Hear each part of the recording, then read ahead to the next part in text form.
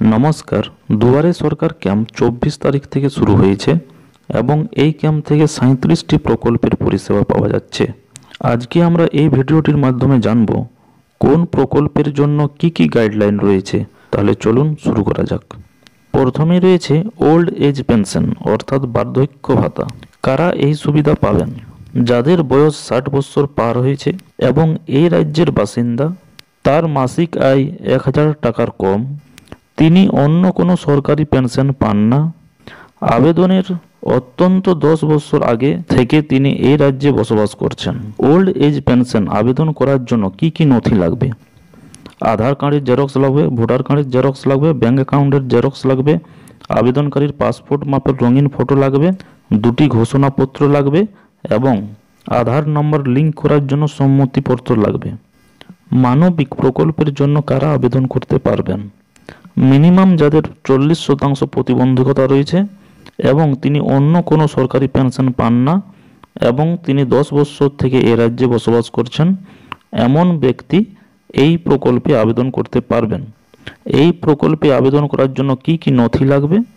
Handicap certificate লাগবে, আধার কার্ডের xerox লাগবে, ভোটার কার্ডের জেরক্স লাগবে, ব্যাঙ্ক অ্যাকাউন্টের জেরক্স লাগবে, পাসপোর্ট সাইজের রঙিন ফটো লাগবে, বয়স 18 বছরের কম হলে জন্ম সার্টিফিকেট লাগবে, একটি ঘোষণাপত্র লাগবে যে তিনি পশ্চিমবঙ্গের বাসিন্দা এবং আধার নাম্বার এই প্রকল্পের সঙ্গে লিঙ্ক করার জন্য সম্মতি লাগবে।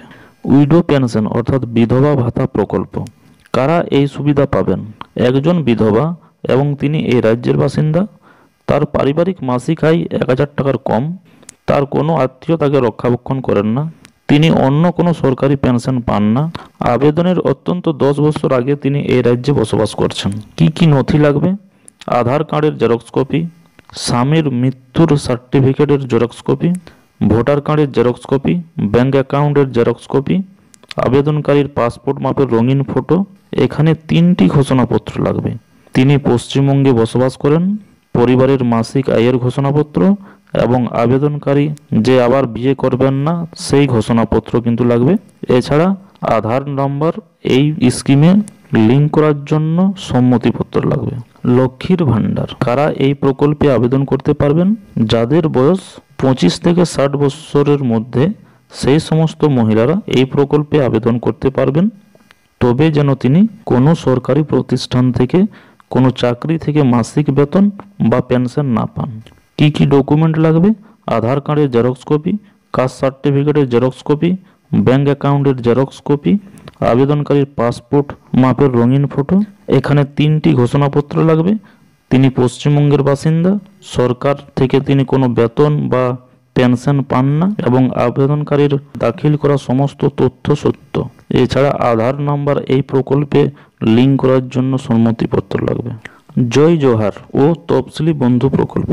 জয় জোহার হচ্ছে এসটিদের জন্য পেনশন এবং তফসিলি বন্ধু হচ্ছে এসসিদের জন্য ওল্ড এজ পেনশন। এই প্রকল্পের জন্য কি কি নথি লাগবে?